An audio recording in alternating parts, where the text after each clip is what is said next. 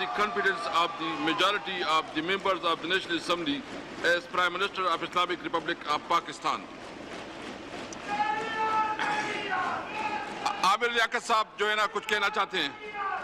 عامر لیاقت صاحب.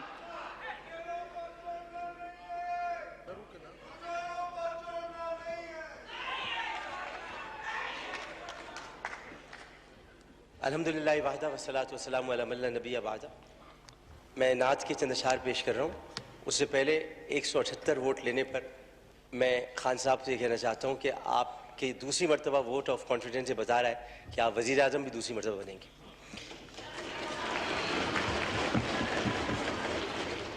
میں تو آقا کے در کا گدا ہوں، میں تو آقا کے در کا گدا ہوں، کیسے زندہ رہوں بن مدینہ، کیا خبر کب مجھے رب بلا لے، کیا خبر کب مجھے رب بلا لے.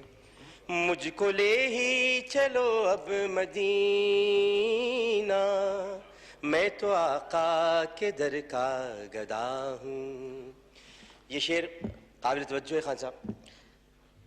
مجھ کو رنج و الم نے ہے گھیرا، میرے اپنوں نے منہ مجھ سے پھیرا، میرے اپنوں نے منہ مجھ سے پھیرا. مجھ کو رنج و الم نے ہے گھیرا، میرے اپنوں نے منہ مجھ سے پھیرا.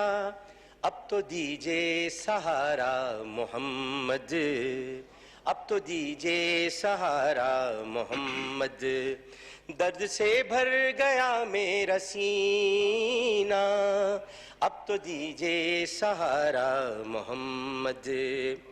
مجھ کو کرسی کی چاہ نہیں ہے، مجھ کو کرسی کی چاہ نہیں ہے، مجھ کو سنتا ہے جو وہ سمیع ہے، مجھ کو سنتا ہے جو وہ سمیع ہے.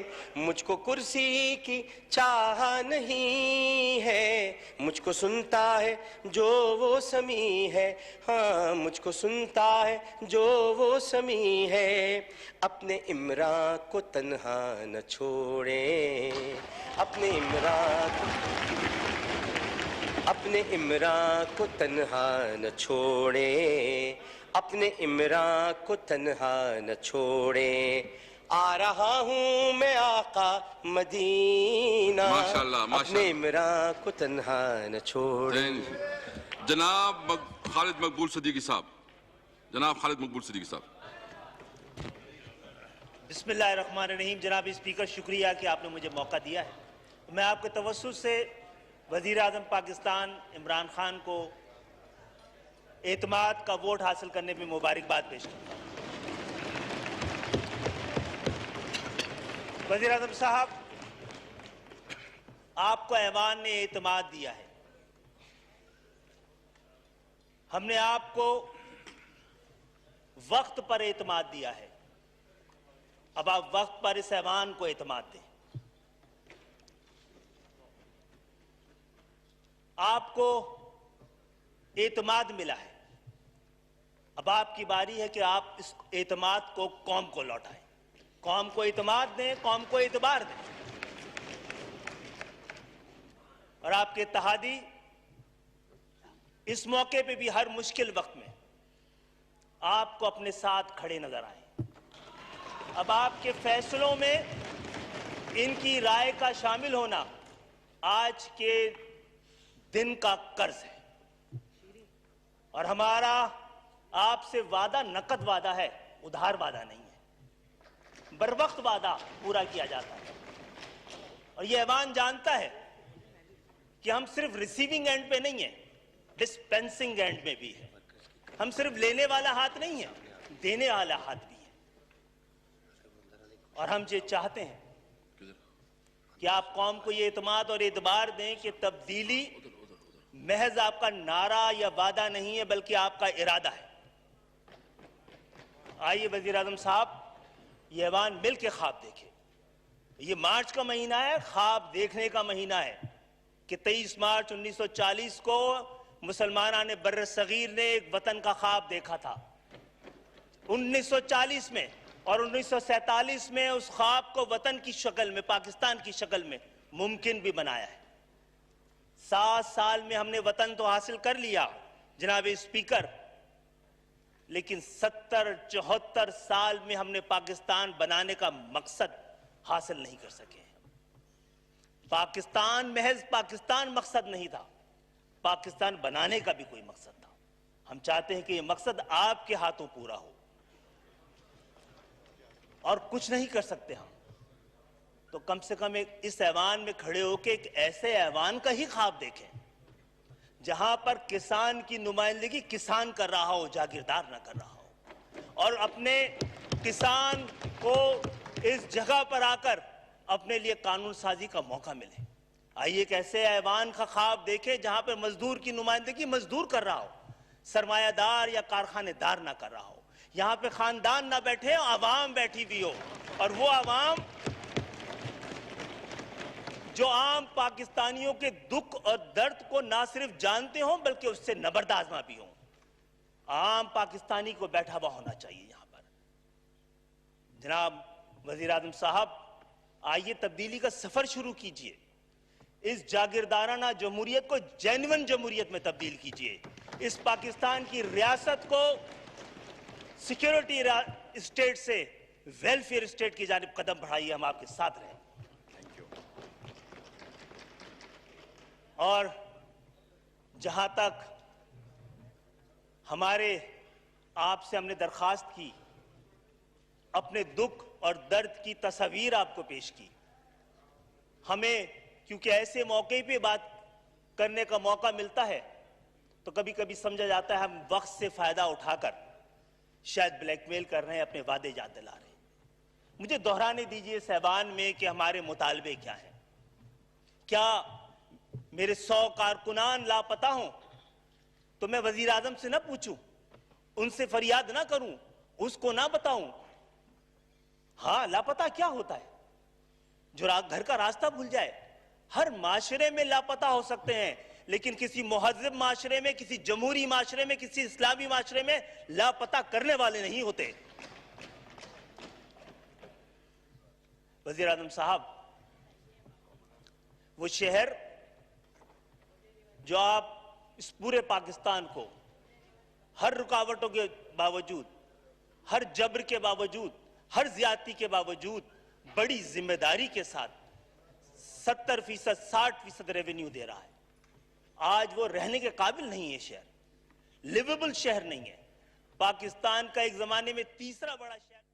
وزیر اعظم عمران خان نے قومی اسمبلی سے اعتماد کا ووٹ حاصل کر لیا۔ وزیر اعظم عمران خان پر اعتماد کی قرار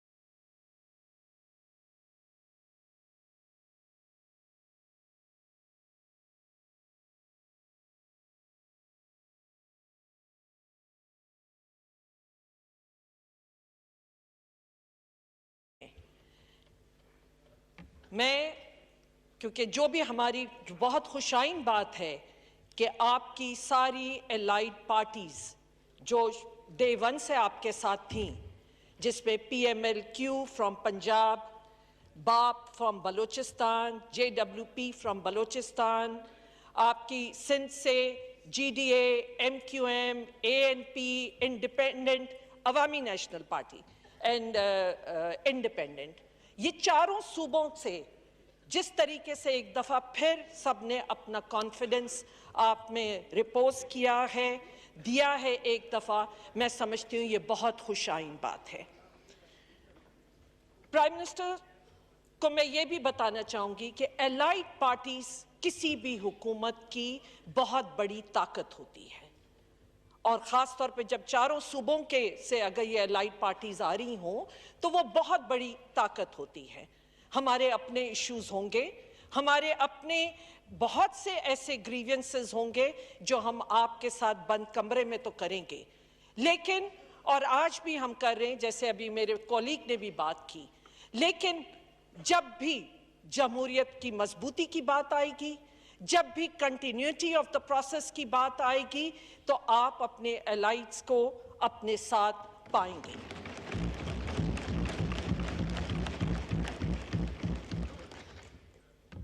स्पीकर साहब, ये नौबत क्यों आई? हालांकि प्राइम मिनिस्टर को ये वोट लेने की इस तरह जरूरत नहीं थी। ये क्यों नौबत पेश आई? जब से सेनेट इलेक्शन की अनाउंसमेंट हुई तो जो माहौल यहां पे पाया जा रहा था और जो खदशात थे हमारे कि एक fair, transparent and just election होनी चाहिए सेनेट की, अपर हाउस की, उसके लिए कुछ इकदामात जो एलाइड पार्टीज ने भी बैठ के डिस्कस किए थे, लिए इस हुकूमत ने, उसके लिए कोर्टों में जाना, पार्लियामेंट में लाना, ये सारी एफर्ट थी। और वो एफर्ट किस लिए थी?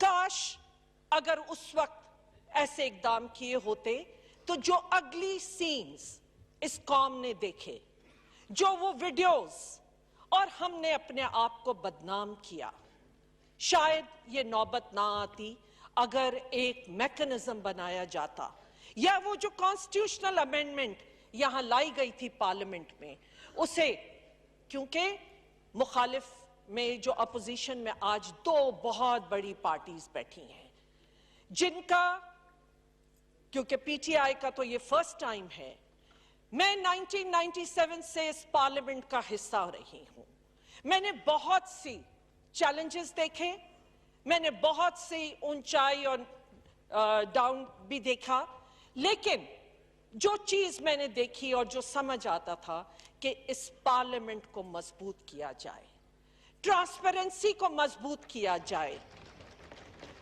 और क्योंकि दो मेजर पार्टीज का चार्टर ऑफ डेमोक्रेसी में भी एक वादा था, तो मेरी तो उम्मीद थी कि ये अमेंडमेंट इस पार्लियामेंट से पास होती और जो कॉन्स्टिट्यूशन के मुताबिक हम यहां पे एक जस्ट और फेयर इलेक्शन कराते। मैं इसके साथ साथ ये भी यहां, क्योंकि कॉन्स्टिट्यूशन एक बहुत बड़ी जिम्मेदारी ईसीपी पे डालता है, और मैं यहां जरूर वो पढ़ के सुनाना चाहूंगी। ये आर्टिकल 218, क्योंकि ये 18वीं तरमीम के बाद क्या है, आर्टिकल 218 की clause, sub clause 3, it shall be the duty of the election commission to organize and conduct the election and to make such arrangements as are necessary to ensure that the election is conducted honestly, justly, fairly, and in accordance with law, and that corrupt practices are guarded against. I will repeat, Speaker Sahab, and that corrupt practices are guarded against. कौम ने क्या देखा? हमने इतने बड़े challenges इस मुल्क को, और हमने डाइवर्ट कर दिया किस तरफ? एक चलता हुआ निजाम हम किस तरफ ले गए? ये रिस्पॉन्सिबिलिटी ये अवाम ने फैसला करना है, ये आप सब ने फैसला करना है। क्या जो कुछ हमने देखा सिंध असेंबली में 7 प्रॉक्सी वोट जिस तरह डले हैं, کوئی بات نہیں ہو رہی؟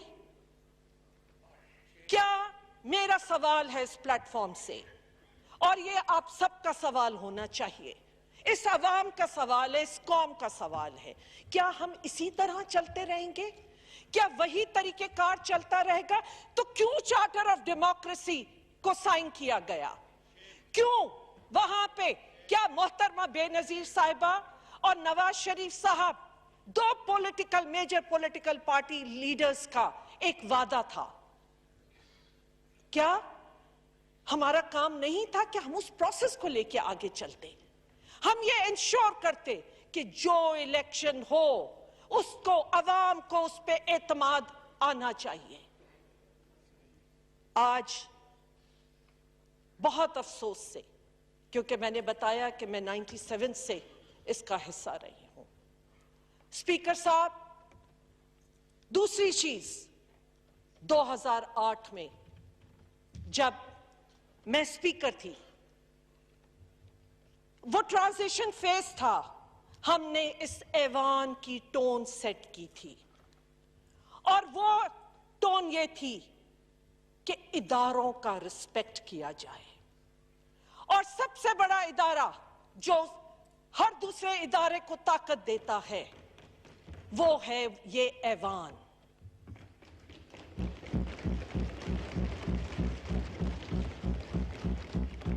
میں نے ٹون سیٹ کی تھی کہ اس کرسی کا رسپیکٹ کیا جائے۔ Speaker of the house who's the custodian اور سب سے بڑا ادارے کو ہیڈ کرتا ہے، اس کی رسپیکٹ کی جائے۔ میں نے ٹون سیٹ کی تھی کہ عوامی مسائل کے لیے یہ پارلیمنٹ استعمال ہو، نہ کہ ذاتیات کے لیے، اپنے مفادات کے لیے۔ اسپیکر صاحب، بہت ہیوی ہارٹ کے ساتھ میں کہتی ہوں، یہ ایوان وہ ایوان نہیں ہے۔ یہ ایوان میں نے بڑے بڑے senior parliamentarians, farmer prime ministers, اتنے جو پتہ نہیں مجھ سے بھی شاید پہلے سے اس ایوان کا حصہ رہے ہوں، ہم سب کا اس وقت ایک ریزالو تھا کہ اس کو اپنے رولز کے تحت چلانا ہے، اس ادارے کو کانسٹیٹیوشن کے تحت چلانا ہے۔ لیکن جو ڈے ون سے ہم نے نظارہ دیکھا، اسپیکر کی کرسی کا گھیراؤ by the senior members and former prime ministers, ہم کیا لیسن دے رہے ہیں ہم آنے والی جنریشنز کو؟ ہم باہر اگر قوم کی طرف جائیے، آج دیکھیے عوام کا آج شاید انٹرسٹ اس جمہوریت میں بھی نہ رہا ہو، خدا را اس کے مجرم ہم سب ہیں۔ اگر آج عوام کا کانفیڈنس اس پارلیمنٹ سے ختم ہوگا، اور ہوتا جا رہا ہے، پولیٹیشنز پر سے اگر ختم ہوتا جا رہا ہے، تو ہم سب اس کے مجرم ہیں۔ اسپیکر صاحب، پلیز میری درخواست ہوگی آپ سے بھی، اور چاہے وہ حکومتی ارکان جو آج یہاں موجود ہیں، میں ان سے بھی ریکویسٹ کروں گی کہ پلیز، اپوزیشن کی بینچز خالی ہیں لیکن یقیناً وہ یہ لائیو واچ کر رہے ہوں گے، کہ اس ایوان کو رولز کے تحت چلائیے، اس ایوان کو اس کانسٹیٹیوشن کے تحت چلائیے۔ بار بار کانسٹیٹیوشن کی بات کی جاتی ہے، لیکن یقین مانیے، آدھا کہہ کے، جھوٹ بول کے ہم عوام کو دھوکہ دے رہے ہیں، اس قوم کو دھوکہ دے رہے ہیں۔ اسپیکر صاحب، میری درخواست ہوگی آپ کے ذریعے، عہدوں کا رسپیکٹ کیجیے۔ Prime minister who is the chief executive of the country, اس کا رسپیکٹ کیجیے۔ لیڈر آف دا اپوزیشن، جو کہ وہ جمہوریت کے اوپر اور ایک اوورسائٹ اور چیک ہے، وہ ان کا بھی رسپیکٹ کیجیے۔ آپ ہر اس پارلیمنٹیرین کا، ہیڈ آف دا پارٹیز، ان کا رسپیکٹ کیجیے۔ اس کو جتنا ہم رولز کے تحت چلائیں گے اتنا ہی بہتری ہوگی۔ اسپیکر صاحب، آخر میں یہ بھی کہنا چاہوں گی، ہم انڈرسٹینڈ کرتے ہیں کہ پرائم منسٹر کو اور اس وقت اس ملک کو کون سے چیلنجز ہیں. جب سے آپ حکومت میں آئے، اکانومی بہت بڑا چیلنج، لائن آف کنٹرول کی وائیولیشن جو بارڈر کی سچویشنز تھی بہت بڑا چیلنج، پلوامہ انسیڈنٹ ہوا وہ بہت بڑا چیلنج تھا، FATF بہت بڑا چیلنج، اس کے بعد کووڈ. ویسے میں کووڈ کی مبارکباد بھی حکومت کو دینا چاہوں گی کہ جس طرح انہوں نے اس ایشو کو ہینڈل کیا، لیکن کووڈ نے دنیا کو ہلا دیا، دنیا کی اکانومی گرا دی. ہمارا ملک الحمدللہ کہ ہم بہت کچھ ضرور نقصان بھی ہوئے لیکن پھر بھی سنبھل گئے ہیں. اس کو سنبھالیے. اور میں یہ بھی کہوں گی کہ پرائم منسٹر صاحب، الیکٹورل ریفارمز کی ضرورت ہے، جوڈیشل ریفارمز کی ضرورت ہے، پولیس ریفارمز کی ضرورت ہے، FBI ریفارمز کی ضرورت ہے، اور اس کے ساتھ ساتھ آپ chief executive of the country ہیں. سندھ آپ کے نیچے، ضرور آپ کو سندھ ہو، بلوچستان ہو، جتنا جا سکتے ہیں جائیے، کیونکہ بدین کے لوگوں کی، سندھ کے پسماندہ علاقوں کی یقیناً ادھر صوبائی حکومتوں سے تو ہوگی لیکن آپ پہ نظریں ہیں. ہم چاہتے ہیں کہ ان تک بھی وہ فائدے پہنچے جو آپ کا یہاں سے فیڈرل گورنمنٹ سے جانا چاہیے. میں ایک دفعہ پھر آپ کو، آپ کی حکومت کو مبارکباد دیتی ہوں، اور یقیناً جب تک یہ کنٹینیوٹی آف دا پروسیس ہے، پالیسیز وہ ہوں گی، ہم آپ کے ساتھ ہیں. شیخ رشید صاحب. شکریہ جناب اسپیکر. میں مختصر بات کروں گا کیونکہ قوم پرائم منسٹر کو سننا چاہتی ہے. جناب اسپیکر، میں نے بہت دفعہ 14 لوگوں کو سارے سیاست کو اپسیٹ کرتے ہوئے دیکھا ہے. اب بھی 14 یا 16 ہی تھے، لیکن عمران خان نے جس طرح ایک تباہ حال معیشت کو استحکام دیا اور جس طرح $20 بلین بیرونی خسارے کی معیشت کو سرپلس کیا، اور 2.5 سال سے میں کوئی مالشیہ قسم کا وزیر نہیں ہوں اسپیکر صاحب. میں خدا کو گواہ بنا کے کہتا ہوں کہ جتنی محنت عمران خان نے اس ملک کو بحران سے نکالنے کی ہے، میں نے کئی لوگوں کے ساتھ کام کیا، انہوں نے نہیں کی ہے. اور آخری بات، جس طرح آپ نے عزم اٹھایا غریب کے لیے بھی، ہم دیکھیں یہ سارے لوگ کانسٹیچوئنسیز کی سیاست ہے. یہ انڈسٹریلسٹ، یہ میں آپ کو جو سب سے اہم بات کہنا چاہتا ہوں کہ آپ نے 200 ارب روپیہ اساس کے ذریعے 1.5 کروڑ لوگوں کو دیا. یہ بہت بڑی بات ہے جسے ہم اجاگر نہیں کر سکے عمران خان صاحب. یہ مالشیا اور واپس لے لیتا ہوں، کوئی بات نہیں، زندگی میں مجھے بھی کچھ واپس لینا چاہیے. اور جو پرائم منسٹر صاحب، آپ نے پلوامہ کی جنگ میں انٹرنیشنل بارڈر پہ جس طرح عظیم فوج نے ہندوستان کے چنے چبایا، آپ نے دانشمندی سے اس کھیل کو خراب نہیں ہونے دیا. آج پاکستان کے ساتھ، عمران خان کے ساتھ چین بھی ہے، ہمالیہ کی طرح امریکہ بھی ہے، روس بھی ہے. 42 ملکوں نے آپ کی قیادت میں ایکسرسائز کی ہے نیول کی، اور آج ہماری عظیم افواج 15ویں نمبر سے دنیا میں 10ویں نمبر پہ آ گئی ہیں. اس کا کریڈٹ بھی آپ کو جاتا ہے. کیونکہ بات لوگ آپ کی سننا چاہتے ہیں. صرف ایک بات کہنا چاہتا ہوں پرائم منسٹر صاحب، آپ ایک نئی زندگی میں داخل سیاسی ہونے جا رہے ہیں. 2.5 سال اقتدار کے دنوں کا پتہ نہیں چلتا جی. اقتدار کے دن چٹکی کی طرح گزر جاتے ہیں. اپوزیشن میں دن بڑے لمبے ہوتے ہیں. جب آدمی اپوزیشن میں ہوتا ہے تو آپ یقین کریں منگل ہی رہتا ہے، اور جب آدمی اقتدار میں ہوتا ہے پوچھتا ہے آج کیا تاریخ ہے، آج کیا دن ہے. اقتدار دیکھیں عمران خان صاحب 2.5 سال گزر گئے ہیں. 2.5 سال عمران خان صاحب گزر گئے ہیں. یہ IMF بھی دیکھا ہے، یہ ورلڈ بینک بھی دیکھا ہے، یہ اسلامک ملک بھی دیکھے ہیں. اب خدا کے آپ کو ایک نئی سیاسی زندگی دی ہے، غریب کے لیے نکل آئیں. یہ انڈسٹریلسٹ کبھی کسی کا نہیں ہوتا. میرے کان پک گئے ہیں یہ سن کے، یہ جاگیردار کبھی کسی کا نہیں ہوتا. میرے کان پک گئے ہیں یہ سن کے کہ جناب انکم ٹیکس کی یہ رعایت ہے، انکم ٹیکس کی یہ رعایت ہے.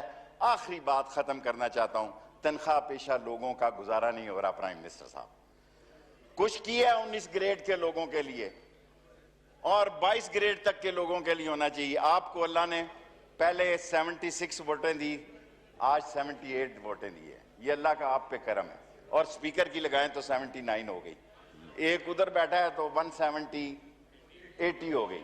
سو یہ اللہ تعالیٰ جو موقع آپ کو دے رہا ہے، میرا خیال ہے لاسٹ یہ پسے ہوئے لوگوں کے لیے، مظلوم لوگوں کے لیے، ان لوگوں کے لیے جن کا ہم مذاق اڑاتے ہیں، ان کے لیے یہ 2.5 سال آپ بجٹ میں ایسی رعایتیں دیں. IMF باتیں کرتا رہتا ہے، ورلڈ بینک باتیں کرتا رہتا ہے. آپ عام آدمی کو لے کے چلیں، اللہ تعالیٰ آپ کو اور آگے لے کے چلے گا انشاءاللہ. اور آخری بات، جس طرح آپ نے کشمیر پہ اپنا کردار ادا کیا ہے، جس طرح لوگوں نے باتیں کی ہیں، میں کشمیر کو اندر سے جانتا ہوں اور بطور کشمیری نہیں کہہ رہا بلکہ حقیقتاً ہندوستان اور کشمیر کو میں اندر سے جانتا ہوں. جس طرح آپ نے یونائٹڈ نیشن میں کشمیر کا کیس لڑا ہے، وہ ایک بہت تاریخی بات ہے. ہم حرمت رسول، اب آخری بات علی کا شکریہ کہ کالا کالا رسول اللہ کا علم آپ نے بلند کیا ہے. میں آپ کا سپاہی ہوں. ختم نبوت میں سب سے زیادہ قید میں نے کاٹی ہے. اگر کسی نے کاٹی ہے اس ملک میں میرے سے زیادہ ختم نبوت میں قید تو وہ مجھے بتائے. لیکن آپ انشاءاللہ کالا کالا رسول اللہ کا اور ختم نبوت کا، اور جس طرح آپ نے اس ملک میں اللہ کے نبی کا جھنڈا بلند کیا ہے، اللہ تعالیٰ اس ملک میں آپ کا جھنڈا بلند کرے. مسٹر پرائم منسٹر جناب عمران خان.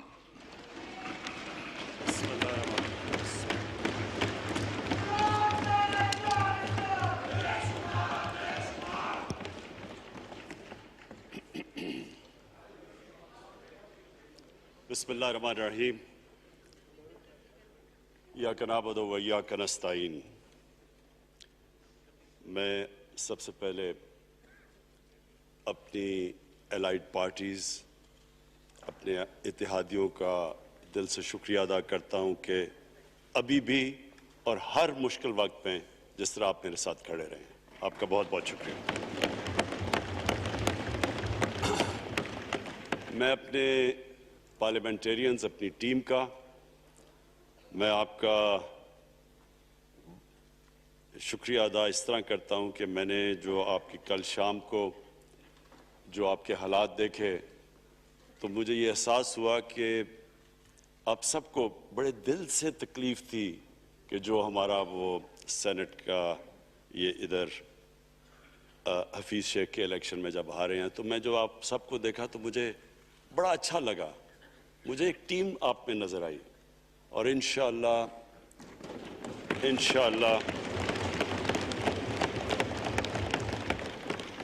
یہ ہماری ٹیم مضبوط ہوتی جائے گی. کیونکہ دیکھیں، اللہ کہتا ہے کہ میں تمہارے ایمان کو بار بار آزماؤں گا. اللہ قرآن شریف میں ہمیں کہتا ہے. وہ کیوں کہتا ہے؟ وہ آپ کے ایمان کو آزماتا ہے مضبوط کرنے کے لیے. جب آپ ایک مشکل وقت سے نکلتے ہیں آپ اور مضبوط ہو جاتے ہیں. اللہ نے ایک انسان کو ایک ایسا چیز، ایک ایسا اس کا جو سب سے بڑی جو اس کی مخلوق ہے، اشرف المخلوقات، اس کو جو اللہ نے بنایا ہے، اس کے اندر اس نے ایک کنڈیشن لگا دی ہے کہ اگر آپ نے بڑا انسان بننا ہے تو مشکل وقت کا سامنا کرو، ریزسٹنس کے ساتھ جاؤ. جسم ہمارا یہ ہے، جسم کو ہم بھاری ویٹ اٹھاتے ہیں، جسم تکڑا ہو جاتا ہے.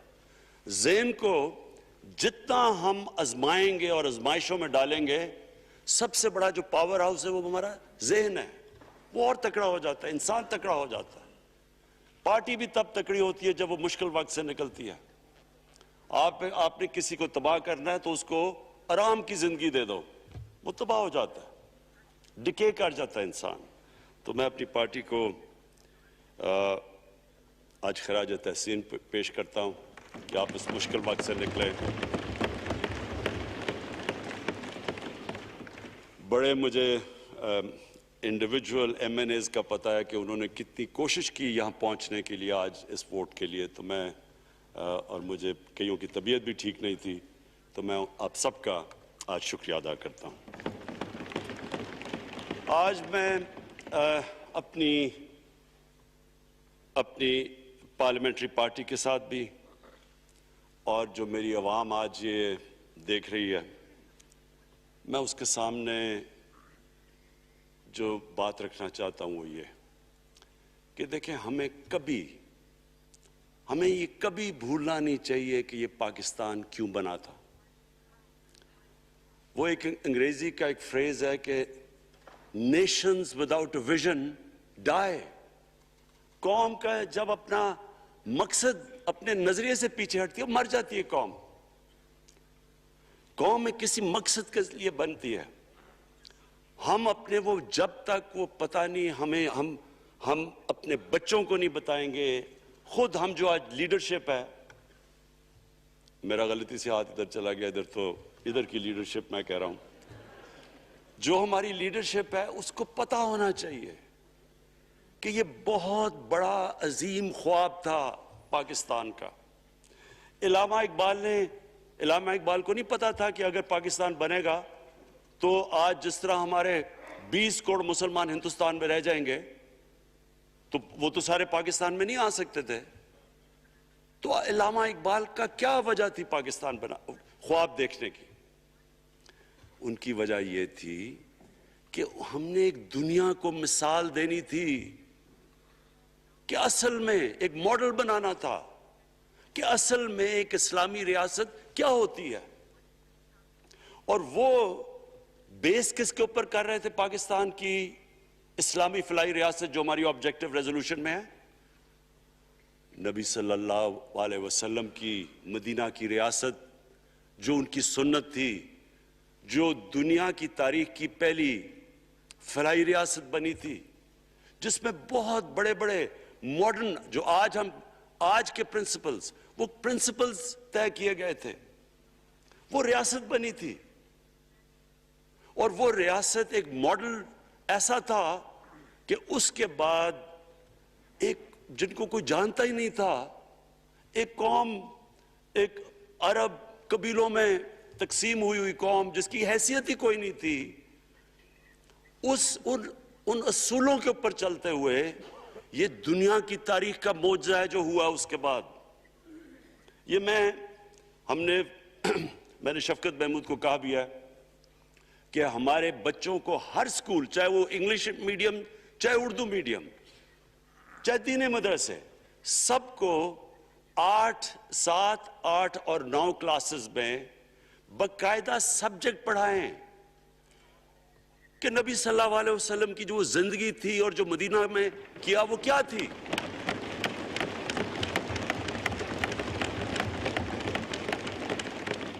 تاکہ ان کو پتہ چلے کہ اس ملک کا مقصد کیا تھا۔ بڑے لوگ جو پاکستان نہیں چاہتے تھے وہ کیا کہتے تھے؟ وہ کہتے تھے کہ پاکستان تو بن گیا تو آپ نے جو مسلمان ہندوستان میں رہ گئے ان کو آپ نے سیکنڈ کلاس سٹیزن بنا کے چھوڑ دیا ہے۔ آج بیچارے مسلمانوں سے کیا ہو رہا ہے وہاں؟ تو وہ لوگ کہتے ہیں کہ اگر پاکستان نہ بنتا تو مسلمانوں کی زیادہ طاقت ہونی تھی۔ ایک ہندوستان میں اس طرح مسلمانوں کا برا حال نہیں ہونا تھا جو آج ہے۔ یہ ایک آرگیومنٹ دی جاتی ہے۔ اور اگر ہم پاکستان کو جس مقصد کے لیے بنا تھا اگر ہم ادھر نہیں لے کے جائیں گے تو وہ ٹھیک کہہ رہے ہیں۔ یہ تو نہیں تھا کہ وہاں ٹاٹا برلا تھے جو اربوں پتی اور یہاں یہ شریف اور زرداری اربوں پتی بن جائیں، اس لیے تو نہیں پاکستان بنا تھا۔ یہ ایک بڑی ہمیں ری الائن کرنا چاہیے اپنے نظریے کی طرف، ہمیں اپنا رخ چینج کرنا چاہیے واپس کہ یہ بڑا عظیم خواب تھا پاکستان کا۔ اور وہ جو تاریخ تھی، وہ جو اصول انہوں نے سیٹ اپ کیے، جن لوگوں کی حیثیت ہی نہیں تھی، یہ تاریخ کا حصہ ہے کہ اس کے بعد انہوں نے دیکھتے دیکھتے 15، 20، 30 سالوں کے اندر دنیا کی امامت کی۔ صرف امامت ہی نہیں کہ وہ تو منگولیوں نے بھی دنیا بڑی جلدی سے فتح کر لی تھی چنگیز خان نے بھی بڑی جلدی اس کی فوجوں نے فتح کر لی تھی، 100 سال کے بعد وہ ختم ہو گئے تھے۔ انہوں نے ایک دنیا کی عظیم سیویلائزیشن، جو ٹاپ سائنٹسٹ تھے، سارے دنیا کے ٹاپ سائنسدان، ایک عظیم کلچر، اور سب سے بڑی بات جو میرا آج میں یہ کہنا چاہتا ہوں، انہوں نے اخلاقیات، ایک اخلاقی، ایک مورل سٹینڈرڈ سیٹ کی دنیا میں۔ جب مسلمان گئے انڈونیشیا اور ملیشیا، وہاں تو کوئی مسلمان کی فوج نہیں گئی، وہاں تو کوئی تلواروں سے نہیں فتح کیا۔ مسلمان تاجروں کا وہاں کردار دیکھ کے لوگ حیران ہو گئے کہ یہ کون لوگ آئے ہیں جو بالکل ان کی morality ایسی، نہ وہ کوئی دغا بازی کرتے تھے، نہ وہ کوئی دھوکہ دیتے تھے، اپنی زبان پہ کھڑے ہو جاتے تھے۔ لوگ ان سے امپریس ہو گئے کہ کون سی قوم ہے۔ دیکھیں اسلام ایک، ہم غلط فہمی میں ہیں، یہ سمجھتا ہے کہ جی تلوار سے اسلام پھیلا تھا۔ اسلام پھیلا تھا کہ وہ ایک انسان کے کیریکٹر کو ریفارم کرنے آیا تھا۔ ہم جب اللہ سے مانگتے ہیں، ہم نماز میں ایک ہی چیز مانگتے ہیں کہ اللہ ان کے راستے پہ لگا جن کو تو نے نعمتیں بخشی، ان کے نہیں جو غلط تباہی کے راستے پہ چلے گئے۔ صرف نماز میں ہم یہ چیز مانگتے ہیں، ہر روز ہم پڑھ کے یہ مانگتے ہیں۔ یہ دو راستے ہیں، ایک ہے تباہی کا راستہ، ایک ہے عظمت کا راستہ۔ نعمتیں کس کو بخشیں؟ اللہ کے پیغمبروں کو، اور جو دنیا کا سب سے عظیم انسان، جو دنیا کا سب سے عظیم لیڈر، جس کو اللہ نے سب سے زیادہ نعمتیں بخشیں، ہمارے نبی صلی اللہ علیہ وآلہ وسلم۔ نہ کبھی اس طرح کا انسان آیا، نہ کبھی آ سکتا ہے۔ تو ہمیں راستہ بتایا کہ ایک ان کا راستہ ہے اور ایک دوسرا راستہ ہے، تباہی کا راستہ ہے۔ اور وہ جو ان کے راستے پہ چلتا گیا، وہ ایک عظیم انسان بنتا گیا۔ ایک کتاب ہے، میں اپنے لوگوں کو ریکمینڈ بھی کرتا ہوں، کہ دی عرب کانکویسٹ، وہ پڑھنے والی کتاب ہے۔ اس میں بتاتے ہیں کہ جب مسلمان ایک دم دیکھتے دیکھتے دنیا میں پھیل گئے، تو کوئی ایک آدمی نہیں تھا۔ ایک تو بڑے عظیم سپہ سالار تھا خالد بن ولید، لیکن وہ جو بھی بنتا تھا وہ جنرل عظیم بن جاتا تھا۔ وہ اس کتاب کے اندر لکھی انگریز نے ہے، وہ کہتے ہیں اس کی کوئی ایکسپلینیشن نہیں ہے کہ یہ کیسے ساری دنیا پہ چھا گئے۔ نہ ان کے پاس کوئی لیٹسٹ ویپنز تھے، ایک طرف رومنز تھے، دوسری طرف پرشینز تھے، وہ تو سپر پاورز تھے، ہتھیار تو ان کے پاس تھے۔ نہ ان کے پاس ہتھیار، نمبرز میں بھی وہ زیادہ تھے، ان کی فوجیں بھی زیادہ تھیں، لیکن وہ ساری دنیا پہ پھیل گئے اور ایک ایسا سیویلائزیشن بنا کہ زیادہ تر تو مسلمان نہیں تھے، وہ بھی ان کو مانتے تھے، کیونکہ ان کی اخلاقیات، ان کا عدل اور انصاف کا نظام، ان کا کیریکٹر، اس کی وجہ سے لوگ آئے ہیں۔ یہاں جو ہندوستان میں اسلام پھیلا ہے، یہ ہمارے جو بڑے بڑے بزرگ تھے، داتا صاحب، بلے شاہ، نظام الدین اولیاء اور بابا فرید، یہ لوگ تھے۔ ان کو لوگ دیکھ کے، ان کے کردار سے، ان کے انٹلیکٹ، انسانیت سے لوگ مسلمان ہوئے۔ تو ہم آج، میں جو یہ سینٹ الیکشن ہوا ہے، میں اپنی قوم کو یہاں، یعنی مجھے شرمندگی ہوتی ہے اسپیکر صاحب، کہ ہم وہ کدھر وہ خواب اور کدھر بکرا منڈی بنی ہوئی ہے ایک لوگوں کو خریدنے کے لیے، اور سب کے سامنے، یعنی ہمیں ایک مہینے سے پتا تھا کہ پیسہ جمع کیا جا رہا ہے اس سینٹ الیکشن میں، اور مجھے حیرت ہوئی کہ الیکشن کمیشن کہتا ہے کہ جی یہ تو پتہ نہیں کوئی ہم آزاد انسٹیٹیوشن ہے، یا میں ان کی کوئی آزادی کے اوپر لے رہا تھا، یا جی بڑا زبردست الیکشن، اچھا کہتے جی بڑا اچھا الیکشن کروایا ہے۔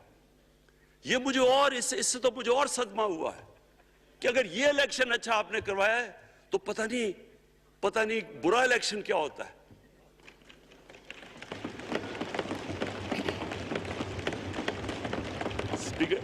اسپیکر صاحب یہ دیکھیں، مجھے یہ افسوس یہ ہوتا ہے کہ ہم ایک چیز سمجھتے نہیں ہیں۔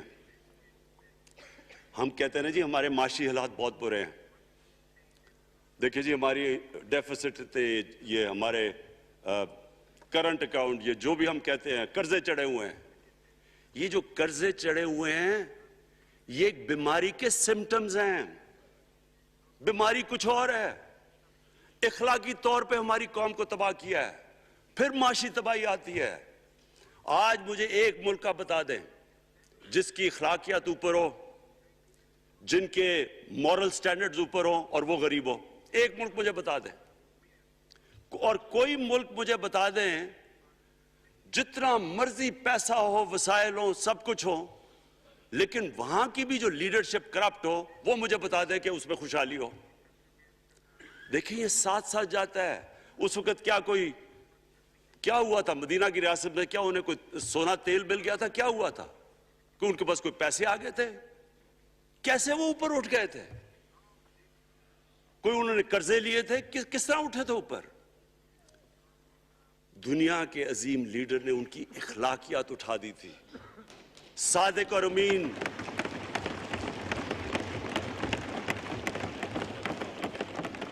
ایک قوم انہوں نے ہمیں بتایا. ہمیں قرآن میں اللہ حکم کرتا ہے کہ ان کی سنت پہ چلو. اللہ جب ہمیں کہتا ہے ان کی سنت پہ چلو، کیا ہم اللہ کو کوئی فائدہ پہنچا سکتے ہیں؟ ہماری بہتری کے لیے کہتا ہے.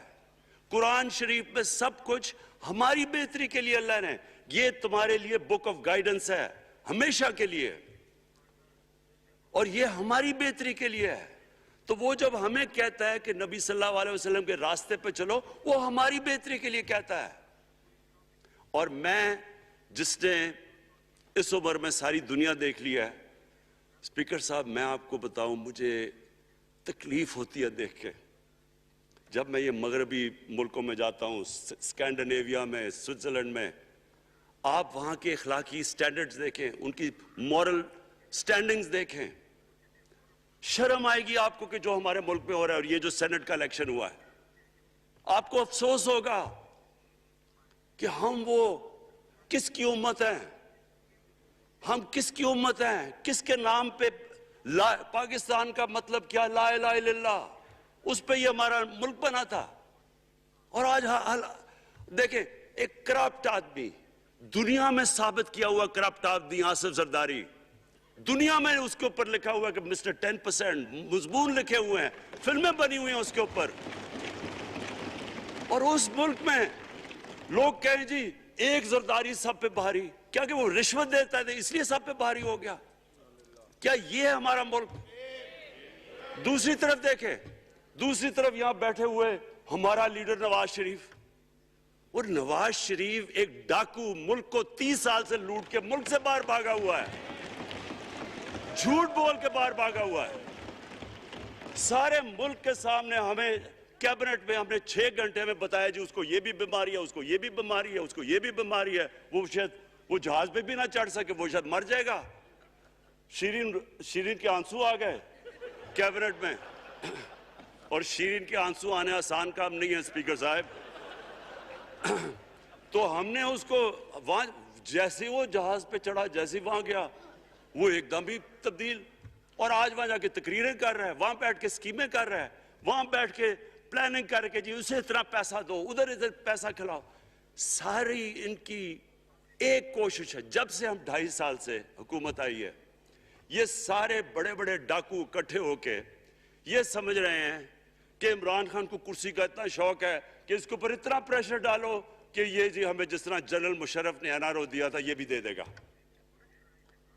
جنرل مشرف، فوج اس کے نیچے، عدلیہ اس کے کنٹرول میں ساری. کیونکہ میں ادھر ممبر پارلیمنٹ تھا اپوزیشن نہ ہونے کے برابر. جو اپوزیشن کے اندر جو مین آدمی تھا فضل الرحمان، وہ اس کے ساتھ ملا ہوا تھا. وہ 2 نمبر ہمیشہ سے تھا. رائٹ.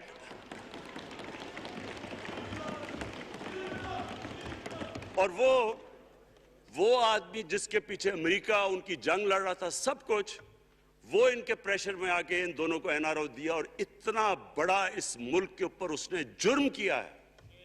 ان دونوں نے آ کے NRO لے کے دونوں ہاتھوں سے ملک لوٹا. اس کے بعد دونوں نے اس ملک کے اوپر 4 گنا زیادہ قرضہ چڑھایا. اسپیکر صاحب 6,000 ارب سے ہمارا قرضہ جو ٹوٹل لائبلٹیز 30,000 ارب پہ پہنچا دی. آج ہمارے اوپر کیا مسئلہ ہے؟ ہمیں یہ قرضوں کی قسطیں دیتے ہوئے بیچارے لوگوں کے اوپر بوجھ ڈالنا پڑتا ہے. یہ جو مہنگائی ہے اس کے بعد میں بعد میں بات کرتا ہوں، لیکن میں پہلے یہ بات کمپلیٹ کر لوں کہ دیکھیں اسپیکر صاحب، میں یہ 2.5 سال سے تماشا دیکھ رہا ہوں. یہاں پہلے دن پرائم منسٹر بن کے پرائم منسٹر تقریر کرنے جا رہا ہے، کھڑے ہو کے تقریر نہیں کرنے دی. کیوں تقریر نہیں کرنے دی؟ کیونکہ ان کو پہلے دن سے ڈر تھا کہ یہ ہمارے جو کرپشن کے کیسز یہ معاف نہیں کرے گا. کرپشن کے کیسز ہم نے نہیں بنائے تھے اسپیکر صاحب، یہ سارے ان کے دور کے کیسز بنے ہوئے ان کے اوپر. آپس میں تو ان کا مکمکا تھا، اپنا نیب کا چیئرمین آپس میں مل کے کیسز ان کے بند کر رہا ہے. عدلیہ اس وقت کی عدلیہ وہ ان کے ہاتھ میں تھی، ان کو تو مسئلہ ہی کوئی نہیں تھا. وہاں $60 ملین آصف زرداری کا سوئٹزرلینڈ میں پڑا ہوا ہے. وہ جج کہہ رہا ہے کہ واپس لے کے آؤ. وہ یوسف رضا گیلانی جو یہاں سے سینیٹر بنا ہے، وہ پاکستان کا $60 ملین پڑا ہوا ہے سوئٹزرلینڈ میں. وہ جج کہہ رہا ہے کہ واپس لے کے آؤ. وہ کہتا نہیں جی میں نہیں خط لکھتا. بھئی آپ کے باپ کا پیسہ تھا، پاکستانی قوم کا پیسہ تھا. اس کے اوپر وہ ڈسکوالیفائی ہو جاتا ہے. وہ ایسے پھر ہے جس طرح نیلسن منڈیلا کا ڈسکوالیفائی ہو گیا. اسپیکر صاحب، میں یہ چیزیں آپ کو اس لیے بتا رہا ہوں، میں تو ان کو 30 سال سے جانتا ہوں. دیکھیں، جب تک ہم اس ملک میں اپنی اخلاقیات ٹھیک نہیں کریں گے، مورل سٹینڈرڈز ٹھیک نہیں کریں گے، جب اس طرح کے الیکشن ہوں گے کہ کھل کے پیسہ چل رہا ہے اور ہم کہیں گے نہیں جی وہ پٹواری کیوں پیسے لیتا ہے، تو وہ تھانے دار کیوں پیسے لیتا ہے، وہ سرکاری نوکر، وہ تو بیچارہ جو نچلا طبقہ ہے وہ تو واقعی جس طرح شیخ رشید نے کہا ہے، مہنگائی جو بڑی ہے بیچارے لوگوں کی تنخواہ میں گزارا نہیں ہو رہا. ان کو ہم کہہ رہے ہیں کہ آپ بالکل ایماندار بنیں. اور یہ جن کا اتنا ان کے پاس پیسہ ہے اسپیکر صاحب، میں آپ کو یقین سے کہتا ہوں ان کو خود نہیں پتا کہ ان کا کتنا پیسہ باہر پڑا ہے. اتنے 30 سال سے چوری کر رہے ہیں یہ پیسہ، اور 30 سال سے پیسہ چوری کر کے اب ان کی کوشش یہ ہے کہ عمران خان کے اوپر پریشر ڈالو سارے چور مل کے کہ جی کبھی ہم گورنمنٹ گرا دیں گے، کبھی ہم وہ نکلاتے ہیں. آپ سوچیں فیٹف کے اوپر، اب فیٹف ہماری وجہ سے تو نہیں فیٹف پہ ہم گرے لسٹ میں آئے، یہ تو نون لیگ کے دور میں گرے لسٹ میں آئے ہیں. اب اگر فیٹف کی بلیک لسٹ میں پاکستان جاتا ہے تو یہاں سب کو پتا ہے کہ سینکشنز لگ جائیں گی. تو آگے مشکل سے ہم نے اکانومی کو سٹیبلائز کیا، مشکل سے. اگر بلیک لسٹ میں جاتا ہے تو اکانومی سیدھی نیچے. آج جو لوگوں کو مشکل پڑی ہوئی ہے، اور مشکل پڑی ہوئی ہے ہمارے لوگوں کو مہنگائی کی، اس کی وجہ یہ ہے کہ ہمارا روپیہ جو تھا تقریباً 107 روپے کا، آج 160 روپے کا. تو جب روپیہ گرتا ہے تو ساری چیزیں باہر سے مہنگی ہو جاتی ہیں، پٹرول، ڈیزل، بجلی. اب بجلی کی آدھی بجلی ان سے باقی ڈالر کانٹریکٹس کے اوپر بجلی کے کانٹریکٹ سائن کیے ہوئے ہیں. وہ سب کچھ باہر سے، دالیں مہنگی، جو چیز باہر سے امپورٹ کرتے ہیں، گھی مہنگا، ساری چیزیں مہنگی ہو جاتی ہیں. تو یہ سوچ لیں کہ اگر ہمارے اوپر سینکشنز لگ جائیں، اگر ہمارے اوپر فیٹف کی سینکشنز لگ جاتی تو یہ تو آپ تو سوچ ہی نہیں سکتے کہ یہ ملک میں کیا حال ہونا تھا. تو ہم اپنے ملک کے لیے فیٹف کی ریکوائرمنٹ پر لیجسلیشن کروا رہے ہیں، اور انہوں نے جناب اتنا بڑا وہ ذرا پکڑا، اتنا بڑا وہ لا دیا جی، اتنا بڑا جی، یہ 34 شکیں چینج کر دیں نیب میں. اب نیب کا فیٹف سے کیا تعلق ہے؟ انہوں نے سمجھا کہ اب عمران خان قابو آ گیا، اب تو یہ ڈر کے فیٹف کی بلیک لسٹ سے اب تو جناب ہمیں یہ 34 شکیں سائن کر کے تو نیب کو ختم کر دے گا. مطلب یہ کہ صرف ان کی چوری کے کیسز ختم ہو جائے، بس 1 پوائنٹ ایجنڈا ان کا. اور میں نے آپ کو پہلے دن یہاں سے کہا تھا، پہلے دن یہاں کھڑے ہو کے میں نے کہا تھا کہ ان کا صرف 1 پوائنٹ ایجنڈا. میں ان کو جانتا ہوں، جب یہ سارے اپوزیشن میں میرے ساتھ تھے. ان کا صرف ایک خوف ہے کہ یہ NRO نہیں دے گا، لہٰذا اس کو اتنا بلیک میل کرو. اور اب فیٹف کے اوپر تو یہ پھنس گیا ہے، تو اب اس سے لے لو اس سے کنسیشن لے لو تاکہ نیب ختم ہو جائے. اب سوچیں کیا ان کو ملک کا فکر ہے؟ کیا ان کو نہیں پتا تھا کہ کیا ہونا ہے اگر فیٹف کی بلیک لسٹ پہ چلے جاتے ہیں؟ اس کے بعد انہوں نے جلسے کرنے کی کوشش کی. بڑا جی پبلک نکالیں گے ہم, مینار پاکستان کے اندر جلسہ. مینار پاکستان کا یہ جانتے نہیں. دیکھیں ان کے بھی آگئے ایک شہزادہ ایک شہزادی جنہوں نے زندگی میں کبھی کام کیا ہی نہیں ہے, نہ ان کو پتہ ہے کہ سٹرگل ہوتی کیا ہے. جناب مینار پاکستان خود ہی اخباروں کے اندر اپنے آپ کو پیسے خرچ کر کے اخباروں میں ذرا نمایاں کر کے جناب انہوں نے مینار پاکستان میں جلسہ کر لیا. اب میں تو جانتا ہوں مینار پاکستان, اور میں تو اپنے لاہور کو بھی جانتا ہوں, میں تو اپنے لاہور شہر کو بھی جانتا ہوں. وہ لاہور شہر ملک کا کوئی پیسہ چوری کیا ہو اس کے خلاف تو نکلائے گا, لیکن بڑے بڑے ڈاکو اگر وہ سمجھ رہے ہیں کہ اپنی چوری بچانے کے لیے لاہور شہر کو نکالیں گے تو وہی ہوا جو ان کے ساتھ مینار پاکستان میں ہوا. اب آ کے جو ڈاکٹر فہمیدہ مرزا نے بڑا اچھا آپ کو ایکسپلین کیا. انہوں نے بتایا کہ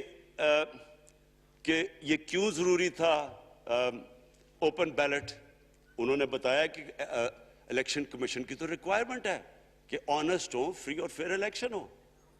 تو انہوں نے 2008 میں چارٹر آف ڈیموکریسی میں کہا ہوا کہ جی اوپن بیلٹ ہونی چاہیے دونوں پارٹیز نے. اور اس کے بعد ایک دم وہاں سے دونوں سب ادھر سے بھاگ کے اور کہتے نہیں جی خفیہ بیلٹ ہونی چاہیے.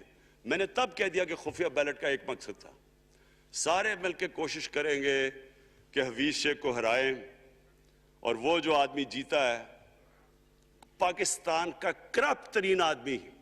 میں ایک چیز آپ کو آج کہتا ہوں, یوسف رضا کے آپ صرف ایسٹس دیکھ لیں, پرائم منسٹر بننے سے پہلے تھے اور اس کے بعد کیا ایسٹس ہیں. بس ایک چیز دیکھ لیں, کوئی آپ کو کچھ کرنے کی ضرورت نہیں ہے. آپ کو پتا چلے گا انہوں نے اس نے کیا کیا اپنے زمانے میں. تو اس کو لا کے یہاں بٹھا کے تو جناب انہوں نے سارا پیسہ لگا کے, اور ہمیں سب پتا تھا کیا ہو رہا ہے, اور اس کو جا کے جناب انہوں نے ہروا دیا حفیظ شیخ کو. اب کیا پیغام گیا سارے ملک میں اس کا؟ میں نے کیوں یہ آج ووٹ آف کانفیڈنس لی ہے, اس کا کیا پیغام گیا دنیا میں؟ سارے لوگوں کے سامنے اوپن ہارس ٹریڈنگ, لوگوں کو راتوں کو کال کر رہے ہیں. یا میں تو خاص داد دینا چاہتا ہوں, میرے ممبرز بیٹھے ہیں, خواتین بیٹھی ہیں جن کو کالیں گئی ہیں رات کہ جی 2 کروڑ سے ریٹ شروع ہوگا, ہم اب آپ کو آگے پیسے دیں گے. ان کو ساروں کو پیسے آفر کر رہے ہیں. اور پھر اگر میں صرف الیکشن کمیشن کو ایک چیز کہنا چاہتا ہوں, آپ مہربانی کریں پاکستان کی ایجنسی سے صرف ایک سیکرٹ بریفنگ لیں. آپ ان کو اندازہ ہوگا کتنا پیسہ چلا اس الیکشن کے اندر, پتہ چلوائیں کیا ہوا اس الیکشن میں, تاکہ آپ اس طرح کی سٹیٹمنٹ نہ دیں کہ جی ہماری کوئی آزادی ختم کر رہی ہے. میں آپ کی آزادی ختم کر رہا ہوں یہ کہہ کے آپ کہ یہ جو الیکشن میں ہوا ہے. اسپیکر صاحب, میں آج اس اوکیزن کے اوپر, کیونکہ مجھے اس میں کافی, میں 2.5 سال یہ بڑی چیزیں برداشت کرتا رہا ہوں, اور میں اس لیے صبر سے کرتا رہا ہوں کیونکہ ملک اتنا ہمارا مشکل میں ہے. جو ہمیں ٹائم ملا جب میری گورنمنٹ آئی, میں آپ کو یقین سے کہتا ہوں کہ ساری زندگی میری تو سٹرگل میں گزری. جو بھی آپ انسان کسی چیز میں کمپیٹ کرتا ہے, اگر آپ نے ملک میں اپنے سب سے ٹاپ 11 کھلاڑیوں میں پہنچنا ہے تو ایک بہت سارے ملک میں مقابلہ کر کے آپ وہاں پہنچتے ہیں. اس میں ایک بڑی سٹرگل ہوتی ہے, اونچ نیچ ہوتی ہے بڑی. اور پھر اگر آپ کو دنیا کے لیول پہ آپ کو اپنا, اگر آپ نے آپ کو منوانا ہے, اس کی اور ایک سٹرگل ہوتی ہے.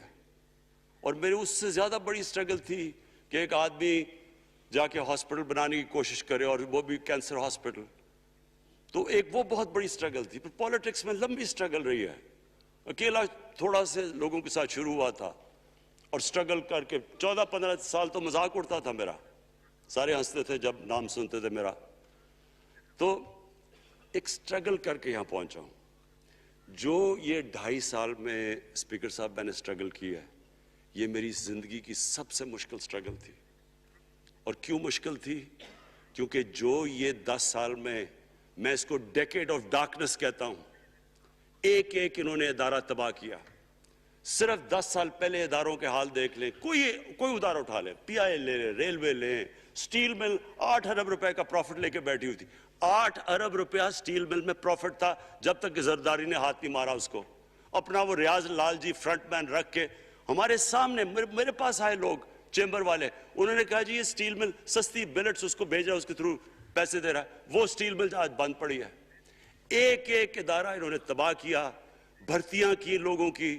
وہ ادارے اتنے بڑے بڑے ہو گئے ہیں کہ وہاں پینشنز ہی اتنی آ گئی ہے کہ کچھ بچتا ہی نہیں ہے سیلریز اور پینشن کے بعد کے ادارے کو ٹھیک کر سکے. ایک ایک ادارہ تباہ کیا. ملک کا سب سے بڑا جو کرنٹ اکاؤنٹ ڈیفیسٹ جس کے اوپر سارا پریشر پڑتا ہے, اگر آپ کا کرنٹ اکاؤنٹ یعنی کہ ڈالر زیادہ ملک سے باہر جا رہے ہیں اور کم اندر آ رہے ہیں تو پریشر روپے پہ پڑتا ہے, وہ گر جاتا ہے. تو وہ میں آپ کو بتا, جب روپیہ گرتا ہے تو غربت پھیل جاتی ہے ملک میں. تو سب سے بڑا current account deficit, fiscal deficits جو کہ آپ کی آمدنی اور خرچے, وہ بڑا ڈیفیسٹ. سارے ادارے خسارے میں. پاور کانٹریکٹس جو انہوں نے سائن کیے اسپیکر صاحب, یہ عمر ایوب آپ کو بتائے گا, وہ یعنی ایسے لگ رہا تھا کہ کسی دشمن نے آ کے ایک ملک کو نقصان پہنچانے کے لیے پاور کانٹریکٹ سائن کیے. ان کے اندر وہی پاور پروجیکٹس آپ کہیں اور دیکھ لیں کسی اور ملک میں, بلکہ اپنے ملک میں دیکھ لیں, اور وہ دیکھیں کہ انہوں نے کس پیسے بنائے, وہ کس پیسے پہ. گیس کا کانٹریکٹ سائن کیا ہم نے آ کے اسی ملک سے 30% کم پیسے پہ گیس کا کانٹریکٹ سائن کیا, ان کا ہی کانٹریکٹ چینج کیا. ساری گورنمنٹ جب اوپر سے پرائم منسٹر لگا ہوا پیسے بنانے, پرائم منسٹر ایک نوکری کر رہا ہے کس کے لیے, ایک دبئی کی کمپنی کے لیے. کبھی دنیا میں سنا ہے اس طرح؟ کبھی یہ مذاق سنا ہے جی کہ ملک کا پرائم منسٹر کسی دنیا کو دبئی کی کمپنی کے اندر نوکری کر رہا ہے؟ ادھر سے یہاں ڈیفنس منسٹر, ان کا فورن منسٹر, وہ دبئی کی کمپنی سے نوکری کر رہا ہے. اور وہ ایک انٹیریئر منسٹر, وہ کوئی سنا ہے سنتری بنا ہوا تھا کسی سعودی عربیہ کی کمپنی میں, مجھے نہیں پتا. کبھی یہ سنا ہے یہ ملک سے کسی ملک سے ایسا مذاق ہوا ہے؟ یہ سارے طریقے تھے اس ملک سے پیسہ منی لانڈر کر کے باہر لے جانا. آج مجھے یہ بتائیں, میں یہ جو سارے ہماری جو اپوزیشن ہے, میں ان سے سوچتا ہوں, میں کئی دفعہ ان کی شکلیں دیکھ کے پوچھتا ہوں ان سے کہ کیا آپ واقعی سمجھتے ہیں کہ آپ دونوں کے لیڈر ایماندار ہیں؟ کیا یہ واقعی سمجھتے ہیں کہ ان کی جو یہ دولتیں بڑی ہیں یہ ایمانداری سے بنی ہیں؟ یعنی کیا ان کو کوئی ملک کی فکر نہیں ہے کہ یہاں کا پیسہ, کیا ان کے بیٹے ہیں, میں ذرا مجھے یہ بتائیں, 3 دفعہ ملک کا پرائم منسٹر, اس کے دونوں بیٹے باہر بیٹھے ہوئے ہیں. میں لندن کو جانتا ہوں اسپیکر صاحب, وہ اربوں روپے کی پراپرٹی ہے, وہاں کے بڑے بڑے رئیس ان ایریاز میں نہیں رہ سکتے جدھر ان کے 2 بیٹے رہ رہے ہیں. ملک سے بھاگ گئے جی. ہم پاکستانی شہری نہیں ہیں. کیوں پاکستانی شہری نہیں؟ کیوں یہاں بتا ہی نہیں سکتے کہ وہ پیسہ کدھر سے آیا جو انہوں نے اتنی بڑی پراپرٹیز لی ہوئی ہیں. اور یہ کچھ نہیں ہے جو انہوں نے بنامی پراپرٹیز لی ہوئی ہیں. کسی کو اندازہ ہی نہیں ہے ان کا کتنا پیسہ باہر پڑا ہے. زرداری کے پاس کیا تھا پہلے, اس کی جو باہر پراپرٹیز ہے. تو کیا ان لوگوں کو نہیں پتا کہ اس ملک کا پیسہ چوری کر کے یہ باہر لے کے جا رہے ہیں اور یہ پھر بھی ان کی سپورٹ کر رہے ہیں؟ اور یہ جو سینٹ کا الیکشن, کیا انہیں نہیں پتا کہ بڑا جی عقل مند پولیٹیشن ہے زرداری, لوگوں کو رشوت دے کے ان کو خرید رہا ہے. ساری قوم کے سامنے یہ ہو رہا ہے. میں یہ صرف آخر میں یہ کہنا چاہتا ہوں اس ایشو کو ختم کرتے ہوئے کہ دیکھیں اسپیکر صاحب, کوئی ملک آگے نہیں بڑھ سکتا ایسے. میں اکیلا عمران خان کو کرپشن کر کے کرپشن نہیں ٹھیک کر سکتا. میں عدلیہ کو کیا, کیسز تو عدلیہ میں ہے یا نیب کے اندر ہے, میرا تو ان کے اوپر کوئی کنٹرول نہیں ہے. میں آج پاکستان کی عدلیہ کو اور نیب کو, جو آپ کو میری گورنمنٹ سے مدد چاہیے کنوکشنز کرنے کے لیے, ساری چیزیں ایک طرف, یہ اس ملک کا سب سے بڑا مسئلہ ہے. جب تک آپ لوگوں کو سزا ہی نہیں دیں گے,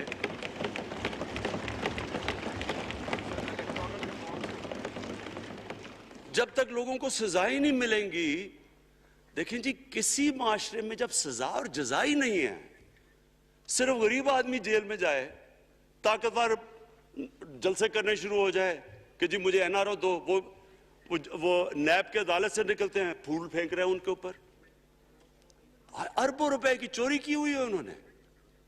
وہ تو اسپیکر صاحب, میں ایک معاشرہ کرپشن کے خلاف لڑتا ہے. آپ جتنے مرضی قانون بنا دیں, وہ کرپشن کے خلاف, وہ کرپشن نہیں ختم کر سکتے. معاشرہ فیصلہ کرتا ہے کہ ہم نے اس ملک میں کرپشن نہیں ہونے دینی. معاشرے کی اخلاقیات ایسی ہونی چاہیے کہ جو کرپٹ آدمی ہو وہ کبھی اس کی شکل نہ دکھا سکے پبلک کے اندر. جو میڈیا کا رول ہے, میں اپنے میڈیا والوں کو بھی کہنا چاہتا ہوں, جو اسحاق ڈار سے کیا تھا ہارڈ ٹاک میں اسٹیون سیکر نے, وہ ہر جگہ یہ ہوگا. آپ جب بھی کسی بھی مغربی معاشرے میں کسی نے پبلک کا پیسہ چوری کیا, اس کی جرات نہیں ہوگی ٹی وی پہ جانے کے لیے. میں نے تو وہاں دیکھا ہوا ہے, بڑے بڑے نام, ایک دھبا لگتا ہے آپ کے اوپر کرپشن کا کیس, آپ سارے میڈیا سے باہر ہو جاتے ہیں. یہاں ہر روز شام کو بیٹھ کے اربوں روپے کی کرپشن کی ہوئی ہے, ان کو کسی نے قتل کیے ہوئے ہیں, اور آرام سے بیٹھ کے جناب میں لیکچر دے رہا ہوتے ہیں. اسپیکر صاحب, معاشرہ لڑتا ہے, اس کے اندر ہمیں سب کو مل کے اپنے ملک کو اگر بچانا ہے, معاشی طور پہ بھی بچانا ہے, پہلے ہمیں اپنے اخلاقی سٹینڈرڈز ٹھیک کرنے پڑیں گے. سارے ملک کو مل کے لڑنا پڑے گا. اگر ہم نے اپنے بچوں کے مستقبل کو بچانا ہے, اپنی آنے والی جنریشنز کو بچانا ہے, اس ملک کو ایک عظیم ملک بنانا ہے, تو وہ شروع ہوگا جب ہم مدینہ کے ریاست کے سب سے بڑے اصول عدل اور انصاف, کیونکہ انصاف اور عدل جب ایک معاشرے میں آ جاتا ہے, جب ایک معاشرہ کھڑا ہو جاتا ہے میریٹوکریسی کے اوپر, جب ایک معاشرے میں صرف ایک جو کرپٹ ہے, جتنا مرضی طاقتور ہو وہ جیل میں جاتا ہے اور عام آدمی اوپر آ سکتے ہیں, وہ معاشرہ تب آگے بڑھتا ہے. تو میں صرف اس کے اوپر یہ کہنا چاہتا ہوں کہ مجھے ساری قوم کی اس میں مدد کی ضرورت ہے. میں اپنی ساری زندگی کوشش کر چکا ہوں اور کرتا رہوں گا. میں تو اپنی پارٹی کو یہ بھی کہا تھا کہ اگر میری پارٹی ساری بھی چھوڑ دے, میں اکیلا بھی ان کے خلاف لڑتا رہوں گا. میں تو کبھی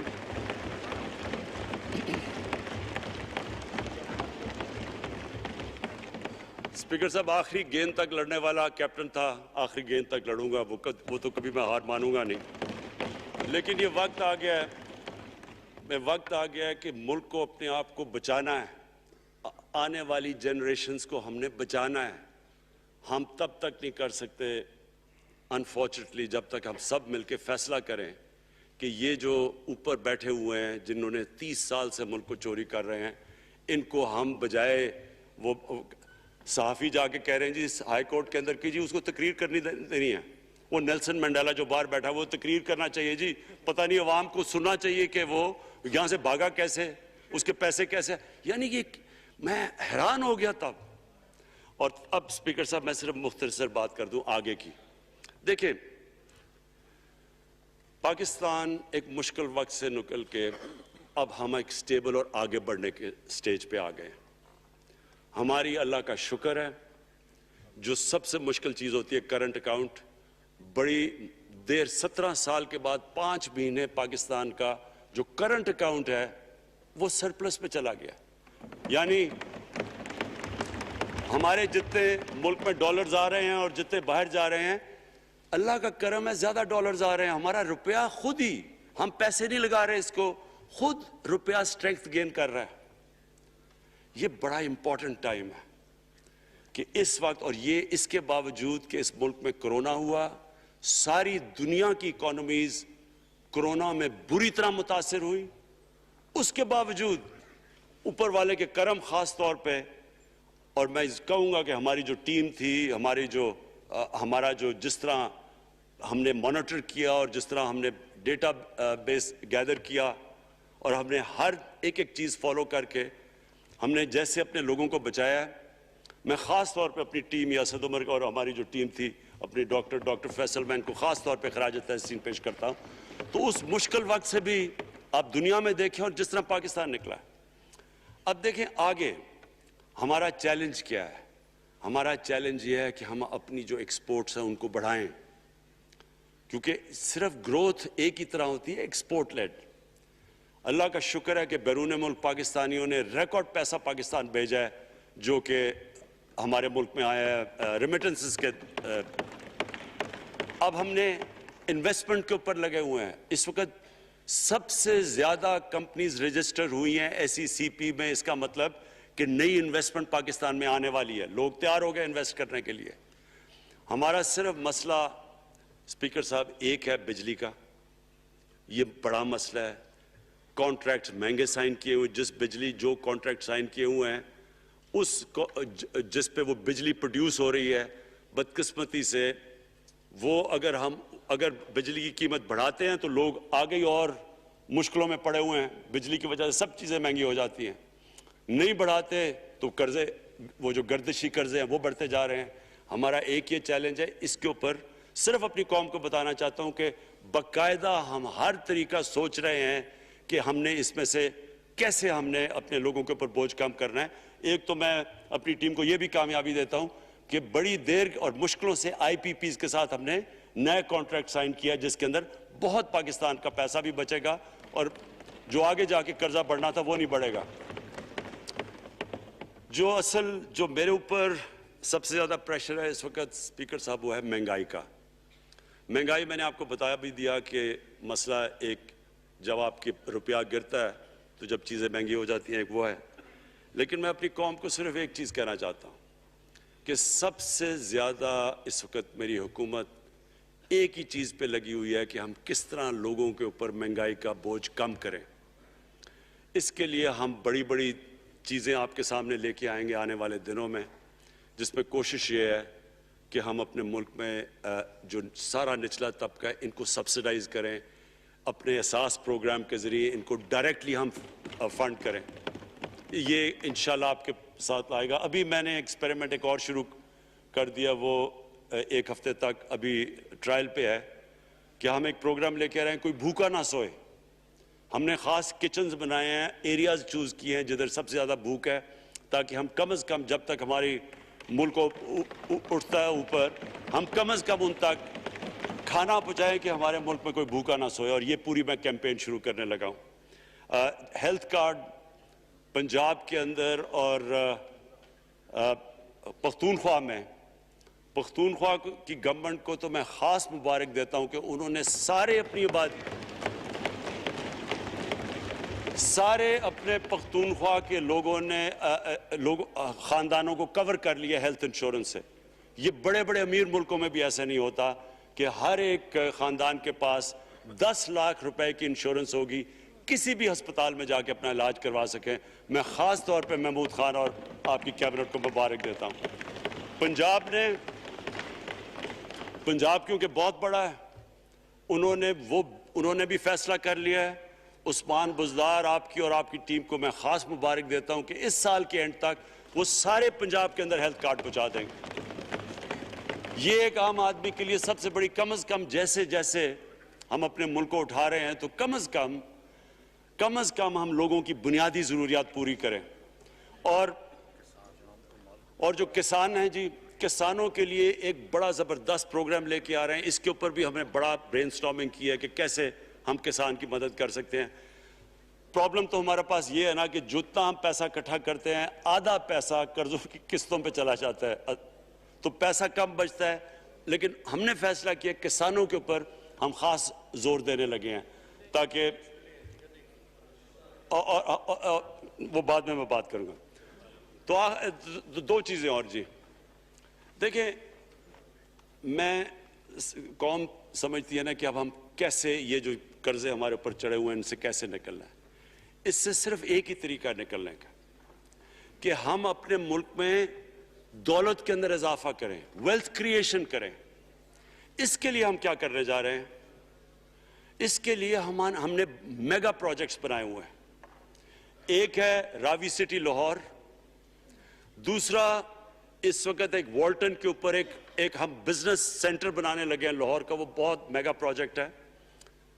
اور پھر تیسرا جو ہے ایک جزیرہ بنڈل آئلینڈ کراچی سے تھوڑے 1-2 کلومیٹر کے فاصلے پہ، ان سے یہ کیوں کرنے جا رہے ہیں؟ میں صرف لوگ سمجھے کہ کیوں. ایک تو یہ ہمارے شہر پھیلتے جا رہے ہیں، جتنا شہر پھیلتا جائے گا نہ آپ ان کو سیوریج دے سکتے ہیں، نہ پانی دے سکتے ہیں، نہ صفائی کر سکتے ہیں. تو جو دنیا کے ماڈرن سٹیز ہیں وہ اوپر جاتے ہیں، یعنی وہ بلڈنگ اوپر جاتی ہے، بجائے اگر آپ پھیلتے جائیں تو مشکل ہو جاتا ہے سرو کرنا. تو ایک تو ماڈرن سٹیز پہلی دفعہ بنا رہے ہیں پاکستان میں اسلام آباد کے بعد. ایک وہ راوی سٹی، وہ بہت ضروری ہے. اس سے لاہور کا جو پانی نیچے جاتا جا رہا ہے وہ ہم وہاں بیراج بنا کے پانی اس کا بچانے لگے ہیں. اور دوسرا ماحولیات کے لیے وہاں ہم بہت بڑے پیمانے پہ اربن فارسٹ اور درخت اگانے لگے ہیں، کیونکہ وہاں لاہور میں بہت بڑا پرابلم ہے اس کا. وہی بنڈل آئلینڈ کا بھی مقصد یہ ہے کہ وہاں سارا سیوریج جا رہا ہے کراچی کا، اس کی سیوریج کو ٹریٹ کریں اور ایک ماڈرن سٹی بنائیں، بجائے کراچی پھیلتے پھیلتے حیدرآباد پہنچ جائے. ایک پوری اوپر سٹی بنائیں جو ایک ماڈرن سٹی ہو. تو لیکن اس کا اصل مقصد یہ ہے کہ اس سے پیسہ جنریٹ ہوگا، اربوں کھربوں روپیہ ہم جنریٹ کریں گے اور اس پیسے سے ہم پھر یہ قرضے واپس کریں گے. اور دوسری چیز، باہر سے انویسٹمنٹ آئے گی. بیرون ملک پاکستانی جو سب سے بڑا ملک کا اساس ہے، وہ باہر آ کے وہ ان کے اندر انویسٹ کرنے کے لیے تیار ہے، ان بڑے بڑے پروجیکٹس کے اندر. اور جیسے فورن ایکسچینج آئے گا، ہمارے ریزروز بڑے ہوں گے، ہمارا روپیہ سٹیبل ہوگا، اور اس سے جو ویلتھ کریشن ہوگی، اس سے ہم پھر اپنے قرضے واپس کریں گے. اس کے علاوہ 50 سال کے بعد 2 بڑی ڈیمز بن رہی ہیں. پاکستان کی تاریخ میں صرف 2 بڑی ڈیمز تھی، اب یہ 2 اور بادشاہ ڈیم اور ممن ڈیم بنا رہے ہیں. یہ انشاءاللہ ان کے اوپر کام شروع ہو گیا ہے. لیکن مجھے جو آخر میں بات کہنی ہے اسپیکر صاحب، وہ یہ کہ پاکستان کو آگے بڑھنے سے کوئی نہیں روک سکتا انشاءاللہ.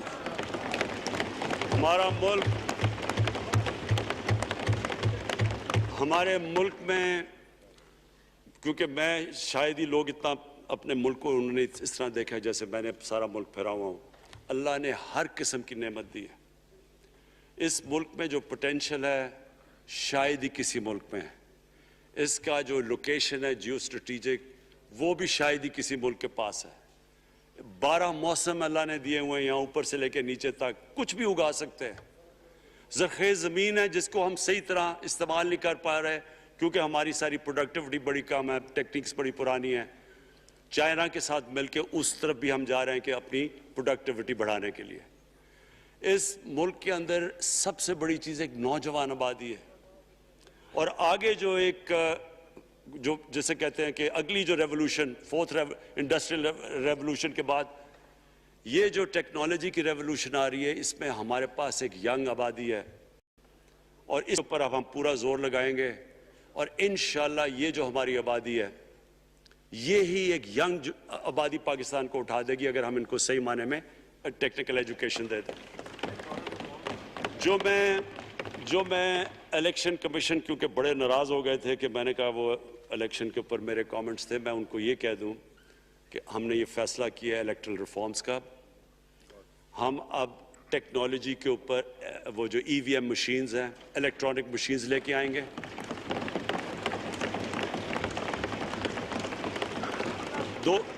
دو چیزیں کر رہے ہیں. اوورسیز پاکستانیز کے لیے اب پورے لگے ہوئے ہیں کہ اوورسیز پاکستانیز بھی ووٹ ڈال سکیں. اور دوسری چیز الیکٹرانک مشینز لے کے آ رہے ہیں. اور کیونکہ یہ الیکٹرانک مشینز کے بغیر ہمیں الیکشنز نہیں کرنے چاہیے، نہیں تو جو ہارتا ہے وہ کہتا جی داندلی ہو گئی. ہم نے اس طرح کا سسٹم لے کے آ رہے ہیں کہ امریکہ کے اندر جب ڈونلڈ ٹرمپ نے کہا کہ الیکشن میں داندلی ہوئی ہے، سارے انہوں نے جب الیکشن کھولا تو ایک بھی وہ نہیں ثابت کر سکے داندلی ہوئی، کیونکہ الیکٹرانک مشینز تھی، ان کے پاس وہ سسٹم تھا. انشاءاللہ وہ سسٹم لے کے آ رہے ہیں تاکہ ہمیشہ کے لیے آگے سے یہ چیز ختم ہو جائے کہ جو ہارا تھا وہ ہار مانے گا، جو جیتے گا وہ جیت. جس طرح کہ انشاءاللہ ہماری حکومت کرے گی، جس طرح کہ ایز کیپٹن پاکستان دنیا کی کرکٹ کی تاریخ میں پہلی دفعہ نیوٹرل امپائرز میں لے کے آیا تھا. بہت بہت شکریہ. 178 کی بھاری اکثریت سے اعتماد کا ووٹ حاصل کرنے کے بعد وزیر اعظم عمران خان قومی اسمبلی میں اظہار خیال کر رہے تھے. Republic of Pakistan. I hereby prorogue the National Assembly session summoned on Saturday 6th March 2021 at 12:15 p.m. on the conclusion of its business. Dr. Arif Alvi, President. 178 کی بھاری اکثریت سے اعتماد کا ووٹ حاصل کرنے کے بعد وزیر اعظم عمران خان قومی اسمبلی میں اظہار خیال کر رہے تھے. اعتماد کے اظہار پر اپنے اتحادیوں کا مشکور ہوں.